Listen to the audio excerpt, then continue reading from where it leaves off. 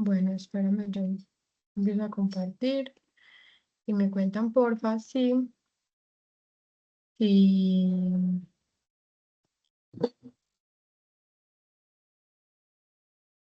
si se escucha bien, denme un segundito, porfa.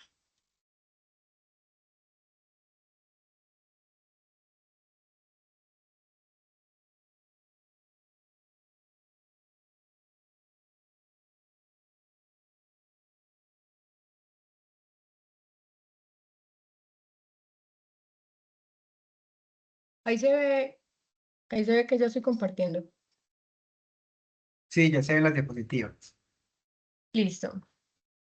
Bueno, de nuevo, buenas noches para todos. Gracias por estar acá en este espacio. Hoy vamos a hablarles un poco sobre la secuencia de inducción e intubación rápida. Y bueno, es del contenido, vamos a hablar un poco de la definición, las indicaciones y las contraindicaciones, el paso a paso, como un resumen breve, y también vamos a andar un poco sobre los medicamentos. En cuanto a la definición, la secuencia rápida de intubación es una estrategia que se basa sobre todo pues, en la administración de algunos medicamentos que van a generar la relajación neuromuscular y la inducción en dosis plenas. Esta se realiza con el objetivo principal de disminuir complicaciones que se pueden derivar de esta, como lo es la respuesta autonómica, la broncoaspiración y la apnea. Y todo esto, sobre todo, para mejorar las condiciones de manejo de la vía aérea pues, avanzada. Si bien, pues como la elección del inductor y la dosis va a depender principalmente del contexto clínico que nos va a traer el paciente y pues como el uso a dosis plenas de esos medicamentos, en especial pues del relajante neuromuscular, que es lo que disminuye el tiempo de latencia de los efectos y permite acortar el tiempo hasta la intubación como tal.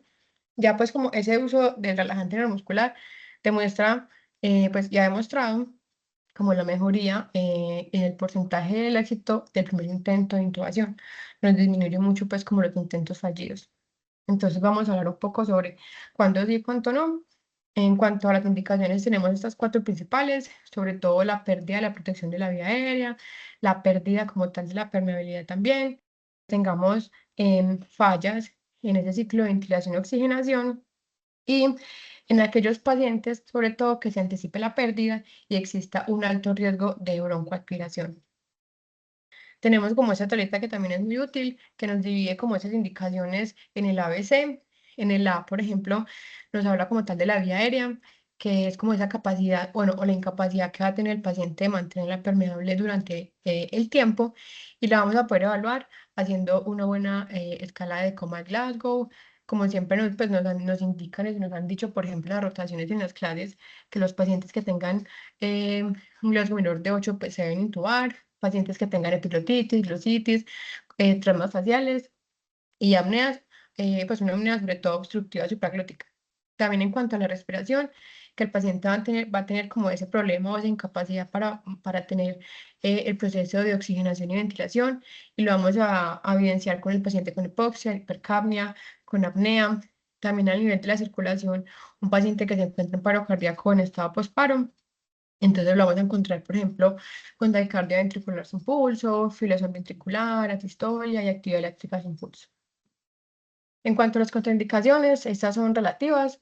Tenemos estas tres principales, que es la pérdida de la ventilación, pues como con el colapso de la vía aérea, que nos habla sobre todo pues como de un escenario de no ventilación y no oxigenación, que ahí como que lo que se debe realizar como tal es una cricotiroidotomía de emergencia para disminuir como ese daño cerebral permanente o incluso la muerte del paciente, el paciente con vía aérea difícil anticipada sin falla ventilatoria inminente y en escenarios de intubación crash o vía aérea crash. Ya ahondando un poco como tal en la secuencia, tenemos como este paso a paso que nos habla sobre todo de la secuencia de las 7P, la preparación, la posición, la preoxigenación, la preoptimización, la parálisis de inducción, el posicionamiento del tubo y la posintubación. Entonces, por ejemplo, en la preparación, ya vamos a andar en cada uno de ellos, pero así como brevemente, en cuanto a la preparación, evaluamos sobre todo la vía aérea, nos regalan pues como esta mnemotecnia que es TOMAS, que es verificar que el paciente tenga unos buenos accesos venosos, una correcta oxigenoterapia, la monitoría, la vía aérea, los equipos de succión. En cuanto a la posición, tenemos tres principales, que es la rampa, el olfateo y la neutra. La preoxigenación con sus metas, con afeos del 100%, con volúmenes corrientes. La preoptimización, que también es para generar esa esterilización preinducción, la parálisis e inducción, que es como ya toda la elección de los medicamentos que vamos a utilizar. El posicionamiento del tubo también es algo muy importante a lo que nos puede pasar como desapercibido, porque podemos hacer todo esto súper bien, pero si a la hora de la intubación pues dejamos el tubo mal posicionado, el paciente no va a tener pues como esa adecuada oxigenación y ventilación y la posintubación. Entonces, para hablar un poco de la preparación, este es un todo, pues hacen parte de varios componentes, inicialmente el personal, entonces este paso comienza con toda la adquisición de conocimientos que son inicialmente pues teóricos, posteriormente pues prácticos, tanto por ejemplo de simulación como en casos de pacientes reales. em, También en cuanto al paciente, que el paciente tenga las venas, pues el veno oxígeno monitor, que tenga la terapia endovenosa pues permeable, que tenga oxígeno bien, esté bien monitorizado, realizar una buena evaluación primaria. Deme un segundo, porfa. Perdón.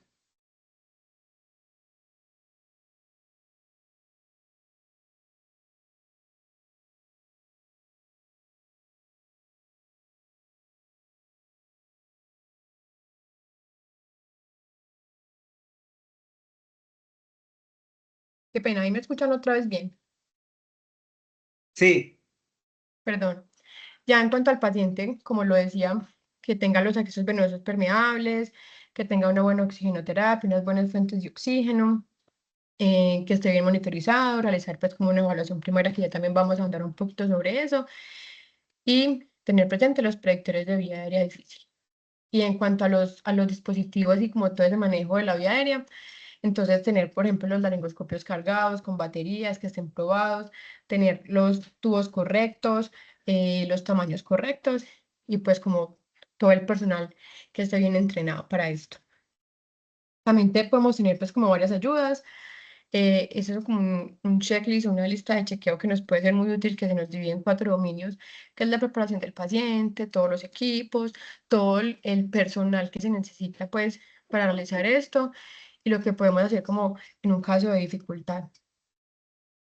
Algo también muy importante que es la evaluación de la vía aérea, sobre todo la vía aérea difícil anticipada.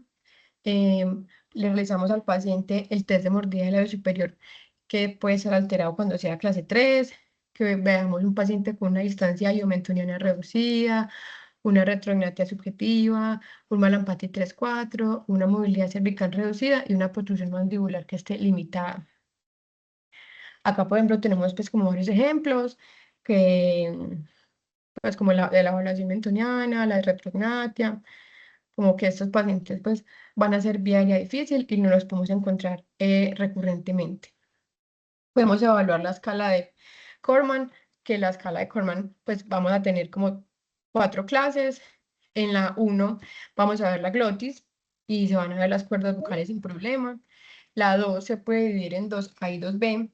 La 2A vemos la mitad de la glotis y la 2B solamente vamos a ver los cartílagos aritenoides. En la 3 también la podemos subdividir en clase A y clase B.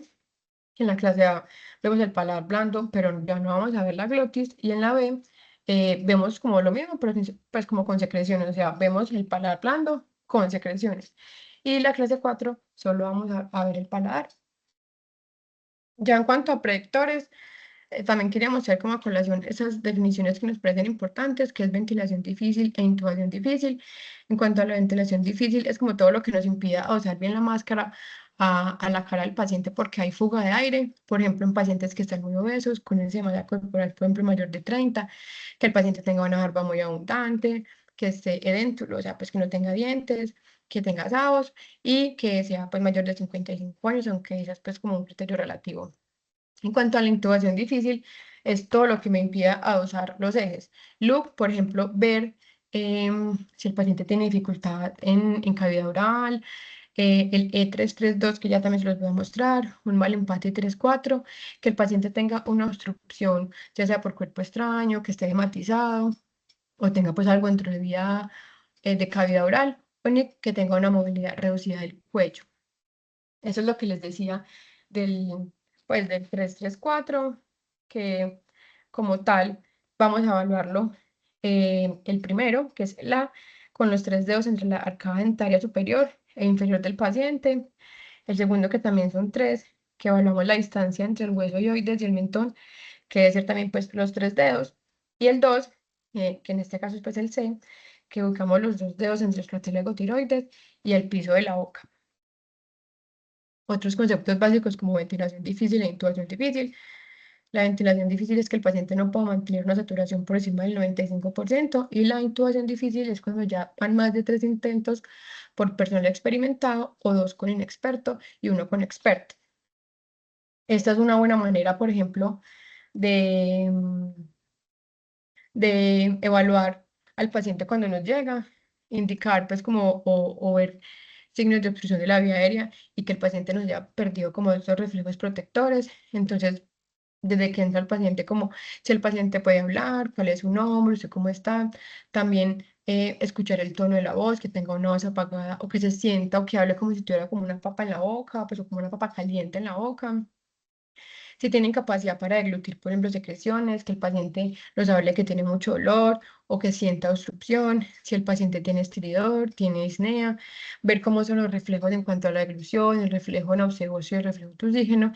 Y siempre, siempre debemos verificar esto que está acá en la parte de abajo, que es el estado del sensorio, la frecuencia cardíaca, la frecuencia respiratoria, cómo está la saturación de oxígeno, si la mantiene como tal en el tiempo, si tiene disestrés respiratorio, cómo está la presión, mire si tiene retracciones subcostales, aleteo nasal o tiraje o aleteo pues nasal. En cuanto a la posición, entonces, como lo decía pues anteriormente, tenemos tres que son las que se utilizan como tal, olfateo, neutro y rampa. La posición de olfateo es la que se utiliza clásicamente pues en una posición óptima para realizar la laringoscopía directa. Y esa es la que se hace en la mayoría de los pacientes. Y se trata de alinear los tres ejes, el oral, el faríngeo y el laringio, sobre todo para mejorar la visualización glótica. Ya en la posición de rampa, eso se utiliza sobre todo pues, como en pacientes con obesidad, pacientes también que están gestantes, y la posición neutra se utiliza sobre todo en escenarios pues, de trauma. Acá tenemos un ejemplo de, pues, de un paciente obeso en posición rampa. Y también en posición tenemos como dos maniobras principales que se pueden realizar para mejorar como esa visualización de la vía aérea. Tenemos la maniobra de Selig, que esa se puede utilizar en contexto de urgencias o en contexto de anestesiología, sobre todo para prevenir como esa aspiración del contenido gástrico durante la intubación endotraqueal y consiste en aplicar presión sobre el cartílago cricoides para así ocluir el esófago para reducir pues como ese riesgo de aspiración pulmonar. Y tenemos la maniobra de Burp, que esta consiste sobre todo en desplazar la vía aérea hacia atrás, hacia arriba y hacia la derecha para mejorar la visualización de la laringe durante la laringoscopía. Ya está de nuevo la maniobra.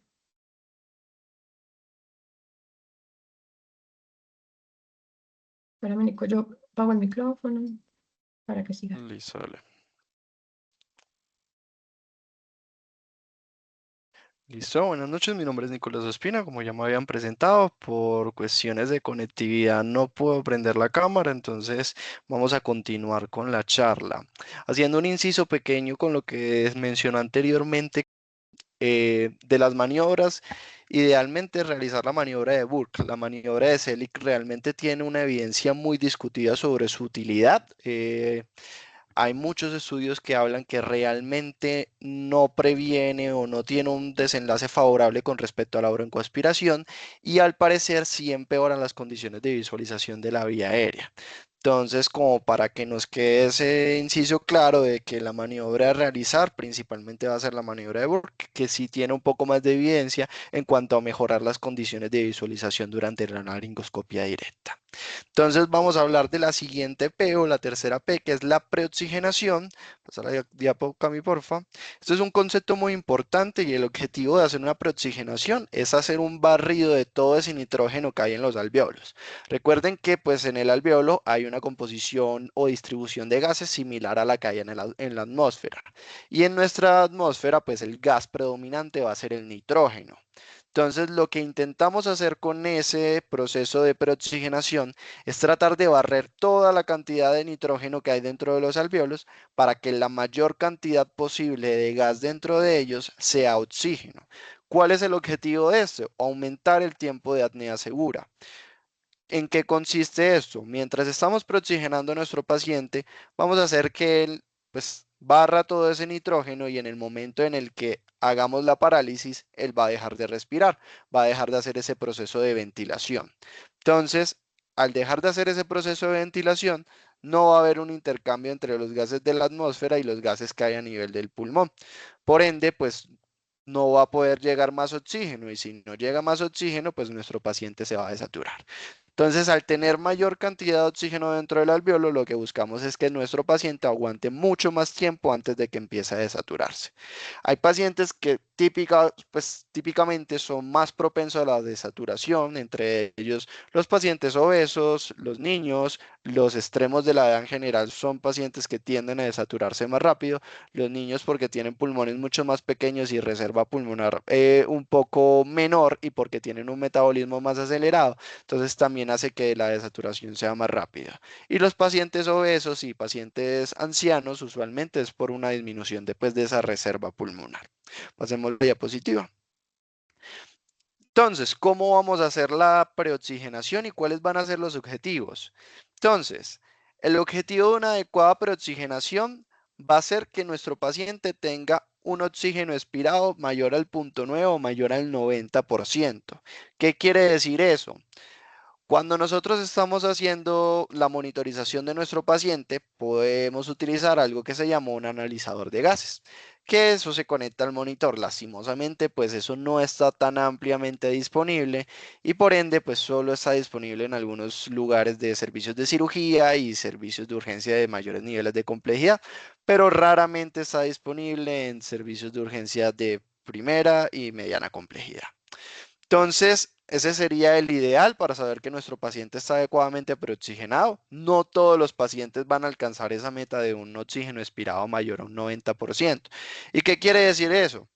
Que el paciente tiene tanto oxígeno dentro de sus alvéolos que en el momento de hacer la exhalación, de sacar ese aire que tienen los pulmones, hay tanto oxígeno que el 90% de ese aire que él está exhalando sigue siendo oxígeno. Entonces, el objetivo de eso es saber que nuestro paciente está adecuadamente preoxigenado. ¿Y cómo preoxigenamos nuestro paciente? Hay varias formas de hacerlo. Una es suministrarle un volumen corriente con una FiO2. Siempre que vamos a preoxigenar a un paciente, va a ser con una FiO2 al 100%. Va a ser con un volumen corriente aproximadamente, con una FiO2 al 100% aproximadamente por 5 minutos, logrando pues esa preoxigenación adecuada. Otra forma de hacerlo es haciendo con 8 capacidades vitales forzadas. ¿Qué quiere decir eso? Vamos a hacer que nuestro paciente inspire con su mayor capacidad y expire para tratar de hacer todo ese barrido y que el aire que quede dentro de los pulmones pues sea principalmente oxígeno. Y la otra forma de hacerlo, digamos la más play o la más chévere de todas, es por medio de la ventilación mecánica, sea no invasiva, sea con cánulas de alto flujo o con dispositivos con máscaras o CPAP. Entonces, el clásico y el que está disponible en casi que cualquier lugar de donde se practique pues la medicina va a ser el famoso ambú, el dispositivo máscara, válvula, reservorio. Entonces, este lo que nos va a permitir es administrar una FIO2 al 100% por el reservorio que tiene y la bolsa. La bolsa nos va a permitir ventilar a nuestro paciente y la mascarilla nos va a permitir pues darle pues la preoxigenación. Todo va a depender del estado de conciencia del paciente. Si nuestro paciente llega pues con un Glasgow menor de 8, pues obviamente él no va a ser capaz de ventilar por sí mismo. Entonces nosotros vamos a tener que darle ventilaciones con el ambú. Antes se consideraba que dar ventilaciones con el AMBU estaba contraindicado en el escenario de una secuencia rápida de inducción por aumentar el riesgo de broncoaspiración. Y aquí hay un inciso importante y es un error común que siempre tienen muchas de las personas que están ventilando por primera vez. Y es que creen que deben juntar todos los dedos completamente al dar una ventilación con el BBM. Y ese no es el objetivo. Usted debe hacer, pues apretar la bolsa con su mano lo suficiente como para que el tórax se expanda, no más de allá, porque lo único que va a hacer es llevar aire en el estómago y eso aumentar el riesgo de broncoaspiración y generar algo de barotrauma a nivel del pulmón, porque estamos metiendo demasiado volumen. Entonces, son cosas para tener en cuenta. Dale siguiente, Cami, para mostrar otro de los dispositivos que vamos a utilizar. Este es un dispositivo muy chévere que es de especial utilidad en pacientes pediátricos porque nos permite controlar tiene una válvula para controlar la PIB y la PP. Entonces es un dispositivo de Jackson Rees. Este es un dispositivo que se conecta a una fuente de oxígeno y es un dispositivo autoinflable que tiene una bolsita también, que esa bolsa nos va a permitir dar las ventilaciones y también una máscara y la valvulita. Pasa a la dispositiva siguiente. El otro ejemplo clásico, el otro ejemplo que podemos utilizar va a ser la cánula nasal de alto flujo, que es un dispositivo que también nos permite preoxigenar el paciente. Como les digo, no están disponibles en todos los lugares, pero pues es un dispositivo útil. Y otro que no quedó ahí, no sé qué pasaría, es la clásica máscara de no reinhalación que nos permite darle una FIO2 de 100% al paciente y si es un paciente que puede ventilar por sí mismo, pues va a permitir que se peroxigene si lo dejamos el tiempo adecuado, sea los 5 minutos con el volumen corriente normal o con las 8 capacidades vitales forzadas. Otro punto importante que hay que tener en cuenta es que existe el concepto de oxigenación apneica, que eso es una técnica complementaria con el objetivo de que una vez hagamos la parálisis, dejemos una cánula nasal, puede ser una cánula nasal de alto flujo, nos podemos apoyar con una cánula nasofaringea o simplemente con una cánula nasal simple y vamos a administrar volúmenes de aproximadamente de 5 a 10 litros, todo va a depender de la bibliografía en la que lo revisen, con el objetivo de que una vez nuestro paciente ya no está ventilando o nosotros no estamos ventilando por él con el BBM, esa fuente de oxígeno que le estamos dando por la nariz nos aumente o vaya difundiendo a través y nos aumente ese tiempo de apnea segura. La evidencia con respecto a esta técnica es un poco variada, pero todos los estudios concuerdan en el hecho de que la técnica ofrece un beneficio potencial y no es deleteria y no, pues, por así decirlo, empeora los resultados con respecto a la intubación. Entonces, se considera que es algo que se debería hacer de rutina siempre. Idealmente, siempre hacer la oxigenación apneica para aumentar ese tiempo pues, de apnea segura. Entonces, simplemente es colocar una cánula nasal entre 5 y 10 litros con el objetivo de que ese oxígeno siga difundiendo ahí hacia la vía aérea y nos aporte algo de oxígeno adicional y nos aumente el tiempo de apnea segura. Recuerden que las cánulas nasofaringeas están contraindicadas en el contexto de un paciente traumatizado, sobre todo cuando sospechamos un TEC. Listo, Cami, pasa la diapositiva, por favor.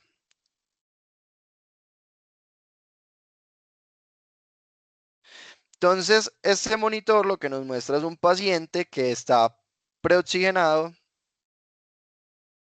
tiene una FIO2 al 100% y si ustedes ven la parte inferior, donde está el analizador de gases que dice ETO2, dice 51%. Si nos pegamos a la definición de una adecuada preoxigenación, diríamos que nuestro paciente no está adecuadamente preoxigenado. Pero lo que les mencionaba, todo va a depender de las condiciones de base en las que llega nuestro paciente. Usualmente cuando hacemos una secuencia rápida de intubación, no son pacientes que están pues en un estado pues digamos que no sea crítico, es una condición crítica y no todos los pacientes van a llegar o van a alcanzar esa meta. Entonces, siempre tenemos que tener en cuenta que vamos a tratar de mejorar la mayor condición posible, pero no nos vamos a quedar toda una vida esperando que nuestro paciente llegue a un oxígeno expirado mayor a un 90%, porque hay pacientes que su condición de base, por ejemplo, no sé, un paciente con un EPOC, un asma, Su grado de broncoconstricción va a ser tal que probablemente no alcance a un 90% de oxígeno expirado. Listo, pasemos a la cuarta P, que es la preoptimización, que es una parte súper importante en el manejo de estos pacientes. Entonces, aquí hay varias intervenciones, algunas con evidencia más discutida que otras. Entonces, en eso, pues esta gráfica nos muestra como la división dependiendo como de los potenciales beneficios, pero cada medicamento tiene un beneficio adicional. Empezando con la lidocaína, es uno de los que clásicamente se utilizaba en la parte de la preoptimización de nuestro paciente. Eh, la evidencia con respecto a su utilidad es un poco debatida. Hay personas que todavía son defensores acérrimos del uso de la lidocaína rutinaria, pero cada vez más va siendo un poco desplazada. Entonces, recordemos que la lidocaína es un anestésico local que su principal acción va a ser el bloqueo de los canales de sodio. Este tiene un efecto tanto local como sistémico y recuerden que también es un medicamento que es antiarrítmico. Entonces tiene varios potenciales beneficios. Dentro de ellos tenemos el disminuir o atenuar los efectos del aumento de la presión intracraniana en los pacientes. Como les digo, algo discutido. Disminuir la respuesta hemodinámica durante la laringoscopía por el estímulo basal. Tratar de que la respuesta del aumento de la presión arterial y la frecuencia cardíaca no sea tanto. Y tiene un potencial beneficio en los pacientes con broncoespasmo. Entonces, digamos que se podría considerar, entre comillas, de elección en los pacientes con broncoespasmo o traumatismos cráneoencefálicos que tienen aumento de la presión, pero sin embargo, hay varios estudios que han demostrado que su uso de rutina no se asocia a un desenlace favorable o a un cambio significativo con respecto al aumento de la presión intracraneal. Entonces, realmente cada vez vienen menos en su uso rutinario. Sin embargo, es un medicamento que se sigue pues utilizando. Y hay otro uso que también describen y es que sirve para anestesiar el trayecto venoso para la posterior administración del propofol, pero pues digamos que esto es un efecto menor. El midazolam o el uso de benzodiazepina, siendo el midazolam como el que más utilidad ha tenido en secuencia de intubación, recordemos que esta es una benzodiazepina, que es GABAérgico. Eh, lo ideal o parte de la utilidad que tiene es la ansiolisis antes de la inducción anestésica, antes de la inducción en la secuencia, perdón, no en la inducción anestésica, sino en la inducción en la secuencia rápida. Eh, También se describe que su uso junto con inductores a dosis pueden pues, ayudar a disminuir la dosis necesaria del inductor. Por ejemplo, se podría utilizar una combinación de midazolam y propofol para tratar de disminuir la dosis de propofol a utilizar. Sin embargo, tiene algo y es que pues el midazolam y el propofol ambos causan hipotensión. Entonces, un efecto que se puede presentar es la hipotensión en estos pacientes. Entonces, por lo tanto, tampoco es algo que se utilice de rutina. No sería de elección en pacientes inestables hemodinámicamente, sobre todo pacientes en estado de shock. No sería una combinación ideal porque puede empeorar ese estado de shock y pues empeorar la hipotensión posterior a la intubación. Y el uso de opioides, principalmente el fentanil, es quien mejor evidencia o mayor descripción tiene. Tiene también es un efecto similar a lo que les había mencionado con la lidocaína, que es una disminución de la respuesta sistémica a la laringoscopía, porque pues da algo de analgesia.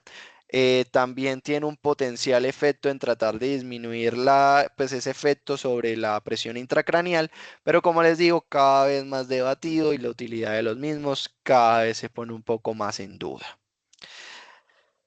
La atropina es un medicamento que es un antagonista muscarínico que lo que intenta también es, primero, aportar en parte a disminución de las secreciones, que digamos es un efecto menor, pero sobre todo en población pediátrica tiene algo de descripción de disminuir la bradicardia posintubación, dándolo como premedicación.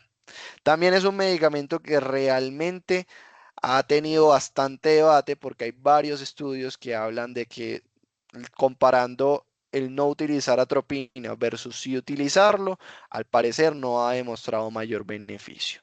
¿En qué pacientes al parecer si hay un potencial beneficio? Los niños sobre todo menores de 1 año o en los pacientes que puedan requerir una segunda dosis de succinilcolina. Sin embargo, como les digo, es una evidencia, digamos, débil. En los adultos no se ha demostrado un beneficio significativo. La precurización es el uso del rocuronio antes de la administración de la succinilcolina con el objetivo de disminuir las fasciculaciones que se presentan con la succinilcolina y los efectos pues asociados a las fasciculaciones, dolor posterior al despertar en general, pero es digamos un efecto menor. Y lo que para mí me parece más importante de la preoptimización, sobre todo en el contexto del escenario de urgencias, es la parte de la preoptimización del estado hemodinámico. Recuerden que al utilizar inductores a dosis plenas vamos a tener un efecto hemodinámico significativo. Y si nuestro paciente viene ya de base inestable hemodinámicamente y no hacemos una adecuada reanimación, sea con líquidos endovenosos o hemoderivados de ser necesarios, y aparte de eso el uso de vasopresores en el paciente en el que esté indicado, vamos a producir que nuestro paciente eventualmente durante la inducción y la intubación pueda entrar en paro porque es un procedimiento altamente riesgoso. Entonces siempre debemos prever ese escenario de inestabilidad hemodinámica, así utilizamos los medicamentos de elección en el paciente inestable hemodinámicamente, debemos tener en cuenta que esa inestabilidad hemodinámica siempre puede empeorar y siempre debemos tener listo líquidos endovenosos, hemoderivados si están disponibles e indicados y vasopresores de ser necesarios. Siempre recuerden que el vasopresor de elección pues será la norepinefrina. Podemos iniciar a dosis de 0,05 microgramos por kilo minuto. Pasemos a la siguiente diapo, por favor.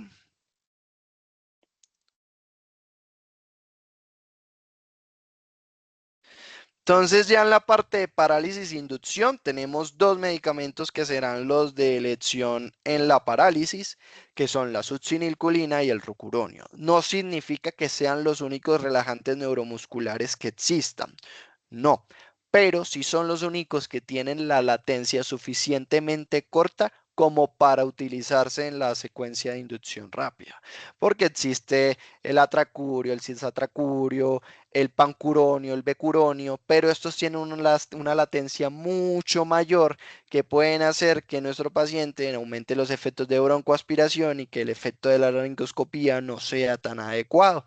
Entonces, los dos de elección en el contexto de una secuencia de inducción rápida siempre serán la succinilcolina, que hace parte del grupo de relajantes neuromusculares despolarizantes, y el rocuronio, que hace parte del grupo de los no despolarizantes. Hay que tener en cuenta que la succinilcolina tiene un perfil de interacciones un poco mayor a las del rocuronio. ¿En qué?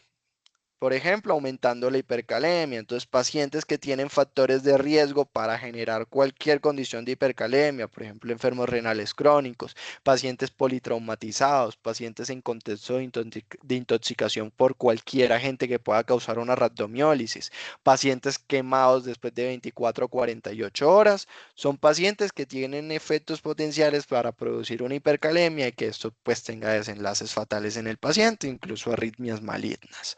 Entonces, tener estas condiciones no son contraindicaciones absolutas, pero sí son contraindicaciones relativas para tener en cuenta. Si tenemos rocuronio como alternativa, será el medicamento a utilizar en elección en estos pacientes.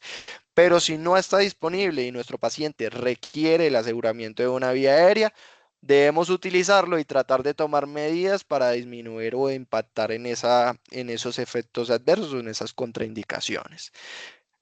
Hay una que se considera como tal la contraindicación pues absoluta para la succinilcolina y es la hipertermia maligna, que es un efecto adverso que se presenta de la succinilcolina, que digamos es relativamente infrecuente, pero que siempre debemos tener en cuenta. También, como les mencionaba, las quemaduras, el paciente intoxicado, por ejemplo, pacientes que están intoxicados por inhibidores de colinesterasas, porque recuerden que la succinilcolina es un medicamento que se metaboliza por medio de la pseudocolinesterasa plasmática, entonces no es bueno utilizarlo porque va a aumentar o perpetuar el efecto de la succinilcolina. Y en general, en el paciente intoxicado por ese perfil de interacciones de la succinilcolina, la molécula de elección será rocuronio, que digamos que la única contraindicación potente que tiene, pues va a ser el uso de su uso en pues, pacientes con anafilaxias previas. Entonces, ¿qué dosis vamos a utilizar? Va a ser una dosis de entre la succinilcolina entre 1 y 1.5 miligramos, son las dosis que se utilizan endovenosas. Esa dosis que menciona hasta 5 miligramos por kilo son dosis que se pueden utilizar en escenarios intramusculares, pero realmente no es como la dosis o la forma de administración de elección en el contexto de la secuencia de inducción rápida. Y la dosis en secuencia de inducción rápida va entre 1 miligramo por kilo hasta 2 miligramos por kilo. Si ustedes se ponen a revisar cuál es la dosis ideal, los estudios son muy variados. Hay unos que apuntan hacia la dosis de 1 miligramo por kilo, otros hacia la dosis de 1.5 miligramos por kilo. Pero lo que sí son consistentes la mayoría de estudios es que dosis mayores a 1.5 miligramos por kilo por vía intravenosa no aportan beneficios con respecto a la visualización o mejorar las condiciones de visualización durante la laringoscopía. El rocuronio, la dosis va a ser de 1.2 miligramos por kilo. ¿Y de dónde sale esa dosis del rocuronio? Ya lo vamos a ver. Hacemos la siguiente diapositiva. Entonces, esto es un metaanálisis un poquito viejito de Cochrane del 2015, donde se evaluaron aproximadamente 50 ensayos clínicos, un total unos 4.100 pacientes, donde compararon las dosis de succinilcolina de 1 miligramo por kilo, que es como digamos el gol estándar para la atención en la secuencia hasta ese momento, para la secuencia de intubación rápida, y las dosis de rocuronio de 0.6 miligramos por kilo, donde se dieron cuenta que habían diferencias en las condiciones de intubación a favor de la succinilcolina, pero también compararon la dosis de 1 miligramo por kilo de succinilcolina y la dosis de rocuronio de 1.2 miligramos por kilo, y con esta dosis de rocuronio, que es mayor, no se encontraron diferencias estadísticamente significativas entre las condiciones de intubación de succinilcolina versus rocuronio. Por ende, la dosis de rocuronio va a ser de 1.2 miligramos por kilo, que es como cuatro veces la dosis estándar que se utiliza para inducción en quirófano, que usualmente es 0.3 miligramos por kilo. ¿Con qué objetivo hacemos que la dosis sea mayor? Con el objetivo de disminuir la latencia y por ende impactar en esas condiciones de intubación. Hacemos la diapositiva siguiente. Listo, con respecto a la parálisis de inducción, estos son como los inductores que clásicamente se describen, entre ellos la ketamina, el midazolam, que como inductor solo realmente no es tan buena opción, el etomidato, que es digamos un inductor bueno en el contexto del paciente con inestabilidad hemodinámica, pero que es muy poco disponible, el propofol, que es muy buen inductor, pero que tiene sus salvedades en el contexto del paciente inestable hemodinámicamente, y el tiopental, que es de los primeros inductores, de los más viejitos y de los que más inestabilidad hemodinámica genera. Entonces, pasemos la diapositiva para ir hablando de cada uno de ellos. Entonces, la ketamina es un medicamento que es antagonista de los receptores en el MDA. Tiene una dosis para inducción de aproximadamente entre 1,5 a 2 miligramos por kilo. Hay descripciones que hablan dosis incluso desde 1 miligramo por kilo. La presentación de la ampolla va a ser de 50 miligramos por ml. Es importante ir como teniendo en cuenta esas concentraciones y las presentaciones, porque en el momento en el que ustedes requieran dar una orden, es importante tener en cuenta en qué presentación está, porque a veces el personal que esté acompañándolos de pronto no sepa. El inicio de acción es muy rápido, aproximadamente 60 segundos, y tiene una duración de efecto entre 10 a 20 minutos. Es una molécula que es muy útil en el contexto del paciente inestable hemodinámicamente. Tiene un efecto adicional y es que genera liberación de catecolaminas a nivel de la glándula suprarrenal. Entonces, por ende, puede hacer un ligero aumento de la presión arterial. Antes se describía que pues estaba contraindicado en el contexto de un paciente politraumatizado o con un traumatismo cráneoencefálico por un aumento de la presión intracraneal. Sin embargo, si bien se ha demostrado que ese aumento de la presión intracraneal se presenta, no se ha demostrado que empeore los desenlaces de los pacientes.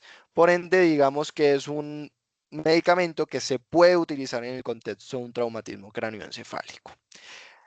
Ofrece también una ventaja adicional y es que al ofrecer también su efecto puede dar también analgesia. Por ende, en estos pacientes podríamos evitar el uso del fentanil asociado para que decíamos que el uso del fentanil nos aportaba en esa disminución del dolor durante pues, del dolor y la respuesta vasovagal que se da por la laringoscopía, porque es meter una valva de metal a través de la cavidad bucal y llevarlo hasta la entrada de la laringe. Entonces, es algo que es doloroso. Entonces, al producir esa respuesta sistémica, se requiere de analgesia. Entonces, como la ketamina es un medicamento que también es un potente analgésico, podríamos obviar el uso del fentanil. Hay algo importante y es en los pacientes que ya llevan un shock prolongado, por ejemplo, los pacientes en estado de shock séptico, un estado de shock prolongado puede producirse una respuesta paradójica, porque como él produce una liberación de catecolaminas a nivel de la glándula suprarrenal, estos pacientes, recuerden que los pacientes que llevan un estado de shock refractario, sobre todo en el modelo del paciente shock séptico, pueden hacer un síndrome de supresión de la glándula suprarrenal.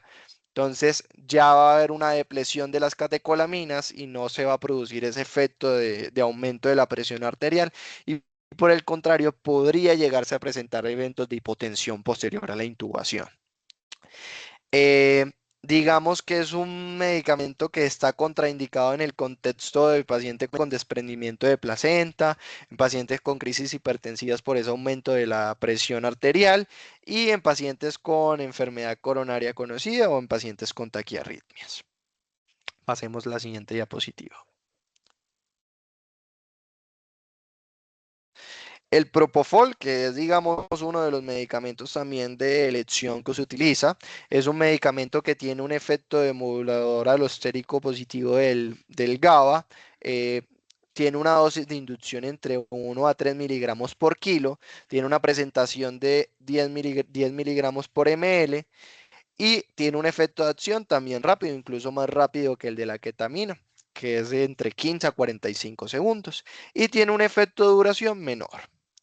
Entonces, la dosis que requiera el paciente para lograr el plano adecuado, para lograr realizar la laringoscopía de manera adecuada, varía dependiendo del estado del paciente. Hay pacientes que, pues, dependiendo del estado hemodinámico, pueden requerir incluso dosis menores y pues el uso de otro coinductor o otro medicamento inductor puede ayudar a disminuir la dosis, como se los mencionaba con el midazolam, que se puede utilizar como coinductor, pero siempre teniendo en cuenta esa salvedad de que puede tener una repercusión en la inestabilidad hemodinámica del paciente y que siempre tenemos que estar listos para dar respuesta a esto. Propofol tiene un efecto importante como broncodilatador, digamos que también es un efecto adicional que tiene la ketamina, digamos que serían de elección en el contexto de pacientes en estatus asmático o pacientes con EPOC exacerbados que requieran ventilación mecánica invasiva.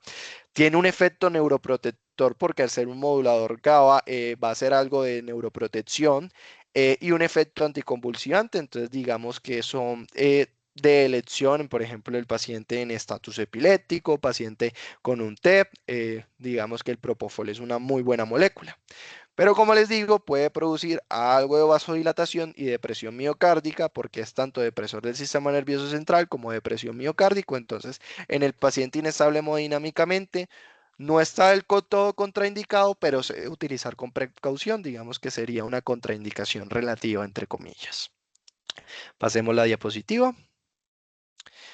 El etomidato tuvo un tiempo que fue como, digamos, la molécula boom, porque también hace un efecto similar al que hace el propofol, tiene mecanismos de acción, digamos, similares, pero desde el punto de vista de la estabilidad hemodinámica no tiene ese efecto negativo asociado a la hipotensión. Sin embargo, es un medicamento que está poco disponible y que algunos estudios han demostrado que al parecer no es tan bueno como lo pintaban. Hay estudios que han comparado la mortalidad a los 7 días en los pacientes críticamente enfermos entre ketamina y propofol y etomidato, perdón, y se ha encontrado que hay una diferencia en la mortalidad que se guarda relación con el uso del etomidato, sobre todo en el paciente críticamente enfermo y chocado. Al parecer, esto guarda relación porque puede empeorar esa supresión de la glándula suprarrenal y puede eso a largo plazo perpetuar el estado de choque del paciente y empeorar las condiciones del paciente en el estado de choque. Entonces, en el paciente séptico estaría contraindicado, a pesar de que se utilice solo una dosis, sería una contraindicación por ese aumento de la supresión adrenal, que empeoraría pues el estado de shock del paciente. De resto, pues también tiene un efecto, digamos, negativo en comparación a la ketamina, y es que no ofrece ese efecto analgésico que sí ofrece la ketamina. Entonces deberíamos utilizar, por ejemplo, fentanil como también pues preoptimización del paciente. Y pues desde el punto de vista de estabilidad hemodinámica, digamos que en el contexto de un paciente, por ejemplo, cardiópata, un paciente con una arritmia fatal, un paciente infartado, sería como la molécula de elección porque da una estabilidad hemodinámica importante y pues no tiene ese efecto del aumento de la presión que sí tiene la ketamina. Pasemos a la siguiente diapositiva. Y el tiopental, que también tiene un efecto similar al que tiene el, el propofol y el etomidato, digamos que es una molécula que cada vez viene más en desuso porque es de las primeras moléculas que se utilizó para la secuencia de inducción rápida. De hecho, una de las primeras descripciones que se hizo era con el uso del tiopental. Tiene ese problema de que produce demasiada inestabilidad hemodinámica. Entonces, también produce una reacción similar a las reacciones alérgicas por liberación de histamina. Tiene un efecto con inotropismo negativo, cronotropismo negativo a nivel miocárdico. Entonces, digamos que es una molécula que tiene sus efectos. No es una molécula que esté contraindicada, pero tenemos, digamos, mejores. Pero, por ejemplo, en los escenarios de crisis siempre hemos podido recurrir a él. Por ejemplo, en pandemia fue una molécula que se volvió a empezar a utilizar bastante por desabastecimiento pues, de los otros inductores. Entonces, no está contraindicado, pero sí debe utilizarse con bastante precaución. Listo, pasemos a la siguiente diapositiva. Y el midazolam, que también es un modulador alostérico positivo del GABA. Todos los otros tienen, pues, digamos, un mecanismo de acción muy similar a excepción de la ketamina. Tiene una dosis para inducción de 0,1 a 0,3 miligramos por kilo. Tiene un efecto de acción un poco más retardado, por lo que tampoco lo hace de elección en la secuencia de inducción. Y tiene un efecto importante, y es que también causa demasiada inestabilidad hemodinámica en el paciente, depresión respiratoria, depresión cardíaca. Entonces no es una molécula, digamos, de elección.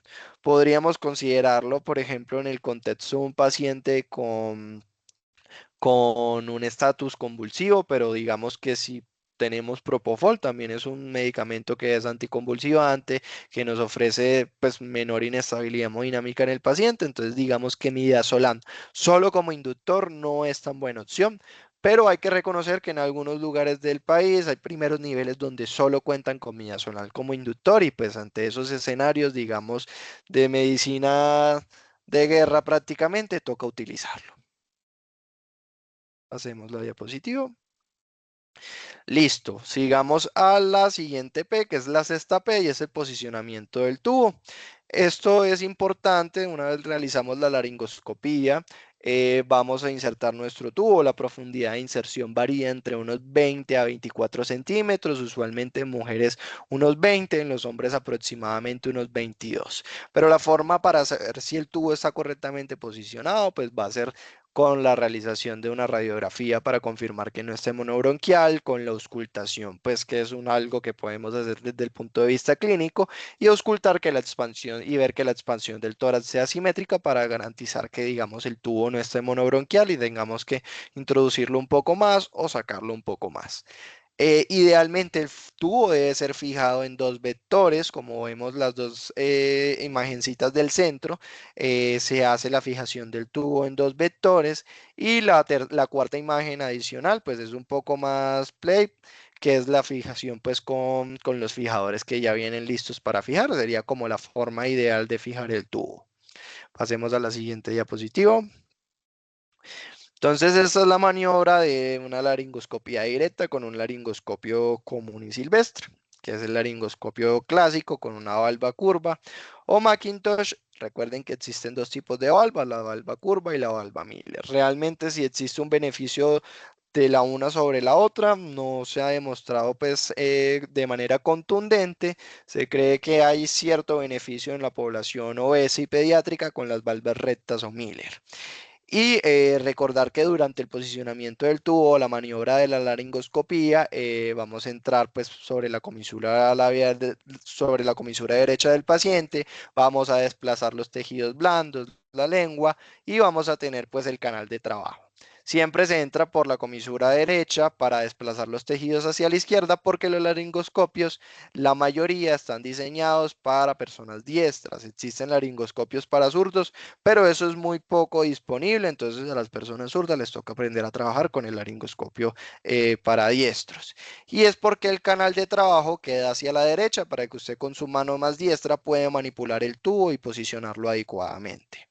Recuerden que la forma de introducir las valvas va a variar dependiendo del tipo de valva que utilicemos.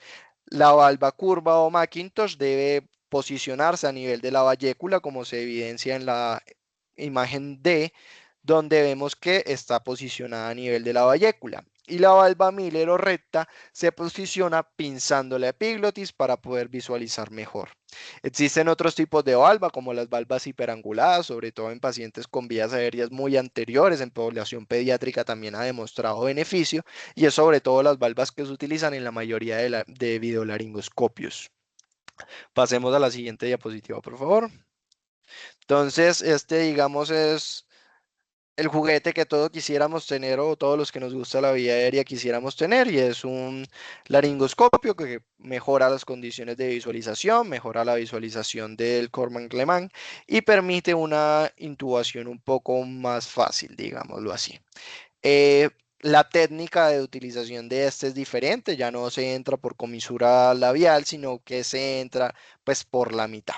Y vamos a tratar de visualizar los tejidos. Existen diferentes tipos de videolaringos, pero como les digo, la mayoría de estos tienen valvas hiperanguladas. Pasemos a la siguiente diapositiva.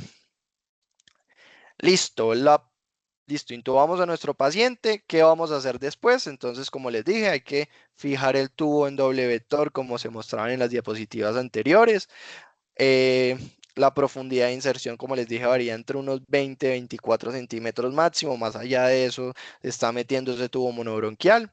Eh, no olvide siempre inflar el neumotaponador, idealmente hacerlo con pues, los aparticos que permiten medir la presión del neumotaponador, para tratar de disminuir pues, los efectos del laringoespasmo posterior a cuando el paciente se extube, de trauma a nivel laringio, de trauma a nivel de las cuerdas bucales. Entonces es importante. Después de eso vamos a hacer pues ventilación con parámetros de ventilación protectora, que eso pues ya es una charla totalmente aparte. Darle sedación al paciente, porque recuerden que tiene un tubo pues metido en su boquita y que pasa a través de sus cuerdas bucales, es algo realmente incómodo. Entonces debemos darle una sedación para que el paciente tolere. La sedación debe ser lo suficiente para que el paciente nos tolere tener el tubo y no esté peleando pues con él.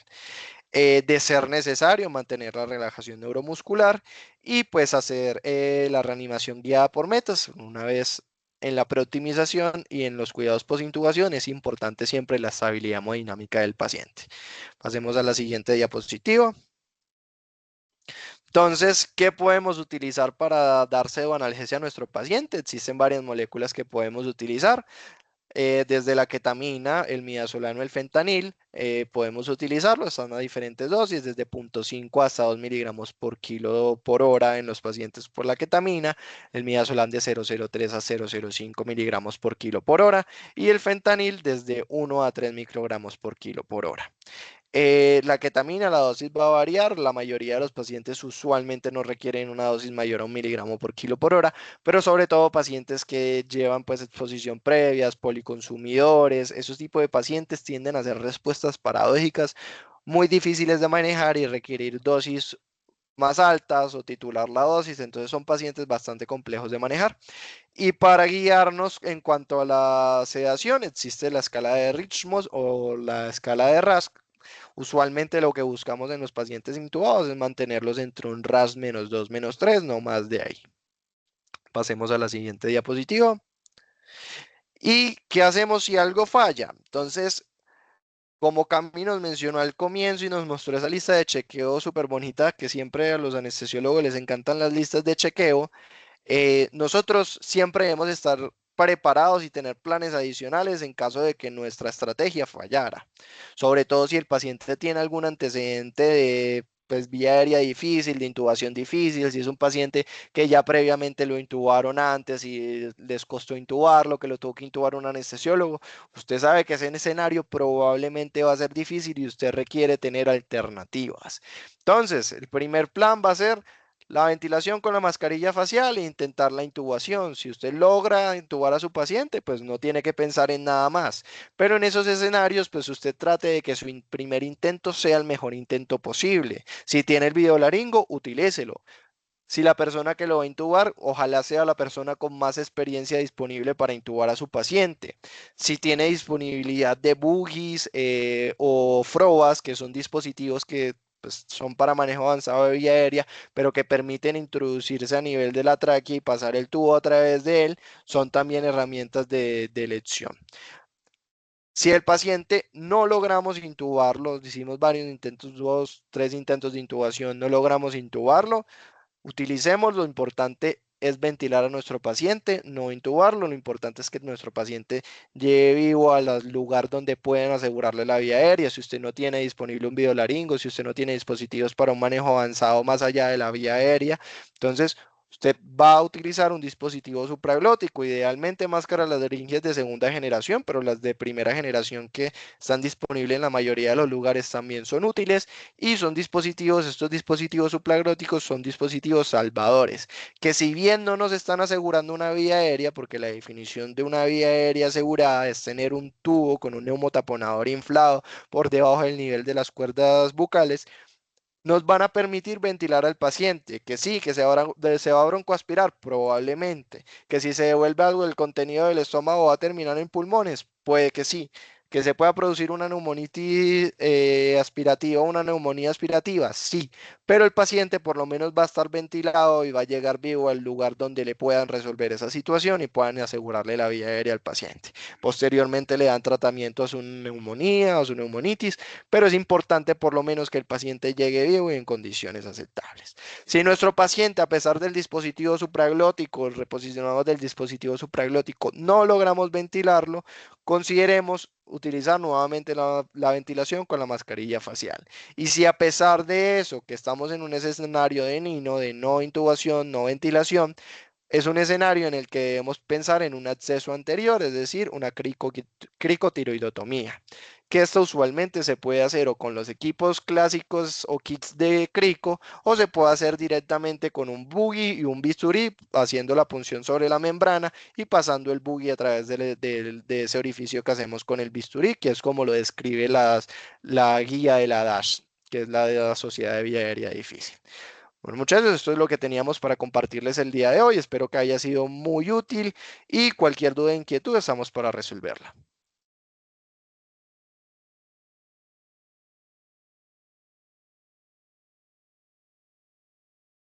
Muchas gracias.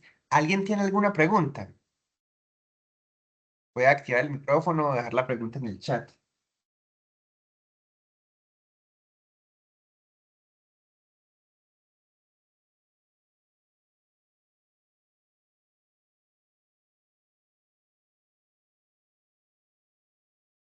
Bueno, parecen que no hay preguntas.